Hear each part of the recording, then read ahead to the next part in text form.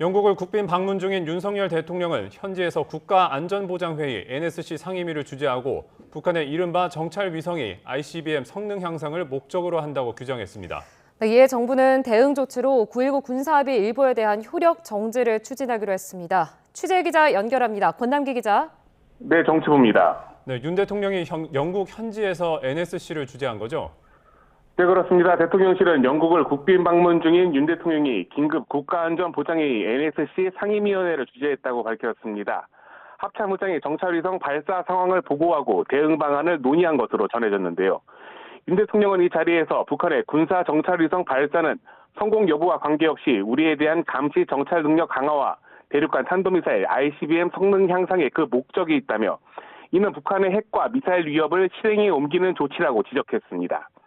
윤 대통령은 이어 오늘 NSC 상임위에서 논의된 대로 적법 절차에 따른 대응 조치를 추진할 것을 지시했습니다.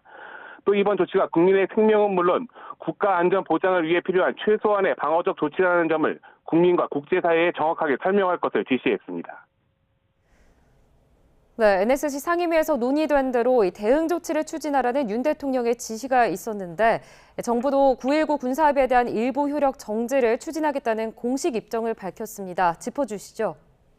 네, NSC 상임위는 별도 입장문을 내고 9.19 군사합의 제1조 제3항에 대한 효력 정지를 추진하겠다고 밝혔습니다. 군사분계선 상공에서의 비행금지구역 설정과 관련된 조항인데 정부는 이에 대해 과거에 시행했던 군사분계선 일대의 대북 정찰과 감시 활동을 복원할 것이라고 설명했습니다. 정부는 9.19 합의에 대한 일부 효력 정지를 추진하는 이유를 조목조목 설명했는데요. 우선 소위 군사정찰위성 발사는 탄도미사일 기술을 이용한 것으로서 성공 여부와 무관하게 이를 금지하는 유엔 안보리 결의 등 다수 결의에 대한 위반이자 우리의 안보는 물론 세계의 평화에 대한 직접적인 위협이라고 밝혔습니다.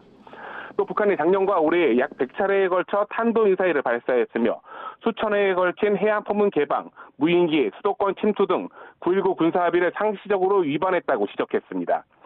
정부는 결국 9.19 합의 일부 효력 정지가 우리 군의 대응 태세를 크게 강화할 것이며 서해 5도 주민의 안전 그리고 5천만 국민의 생명과 안전을 보호하기 위한 최소한의 방어적 조치라고 강조했습니다.